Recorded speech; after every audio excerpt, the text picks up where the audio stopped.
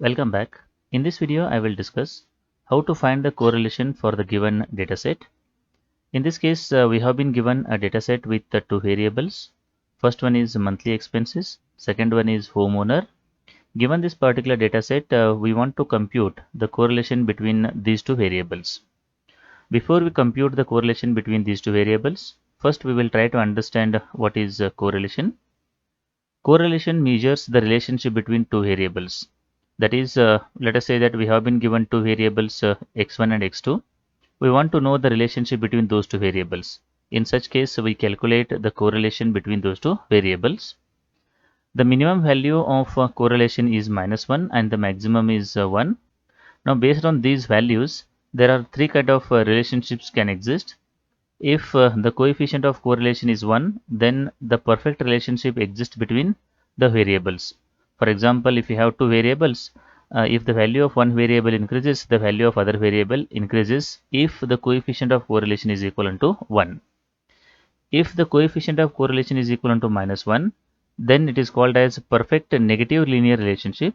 That is, if the value of one variable increases, the value of other variable decreases in that case. If the coefficient of correlation is equal to 0, the meaning is there exists no relationship between the variables here. Now we will take some examples to understand these things. If you look at this particular example, in this case on x-axis we have average pulse and on y-axis we have calorie burnage. Now if you look at this particular data points, as the value of average pulse increases, the calorie burnage is also getting increased. Then it is called as a perfect linear relationship in this case. If you look at this example, on x-axis we have hours work before training, on y-axis we have calorie burnage. If you look at this particular data points, as the value of this one, that is hours work before training increases, the calorie burnage is getting decreased over here. So this is called as perfect negative correlation in this case. Coming back to the last one, that is in this case you can see here on x-axis we have duration, on y-axis we have maximum pulse. There is no relationship between these two variables. The meaning of this one is coefficient of correlation is equal to 0 in this particular case. Now we will compute the coefficient of correlation for the given dataset. The coefficient of correlation is calculated using this equation, that is correlation of x comma y is equal to covariance of x comma y divided by square root of variance of x multiplied by variance of y in this case.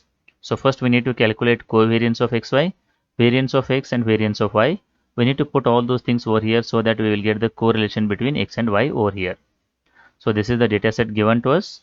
Monthly expenses is denoted by x, homeowner is represented with y here. Now first we'll try to calculate the mean of these particular variables. So mean of x is equal to 1 by n summation of xi, where n is the number of examples here. We have 4 examples in this case. Xi is 1 plus 2 plus 1 plus 2, that is the numerator here, divided by 4, which is equal to 1.5. So mean of y is equal to 1 by n summation of yi here. So we will add all these values divided by 4, which is equal to 0.5 in this case. So once you find the mean, the next step is to find the covariance here. So covariance between x and y is equal to 1 by n summation of xi minus x bar, yi minus y bar. Xi in the first case is equal to 1, yi in the first case is equal to 0, and x bar is 1.5 and y bar is equal to 0.5 here. In the second case, xi is equal to 2, yi is equal to 1. Again, x bar and y bar will remain these two things. And n is the number of examples. Again, the number of examples are 4 here. So once you put these particular values, it will look something like this one. From here till here, this entire thing is the expansion of this particular equation. And once you solve this particular equation, you will get 0 as the answer in this case. So the covariance between x and y is equal to 0 here. So we have calculated the mean, we have calculated the covariance. Now we will calculate the variance.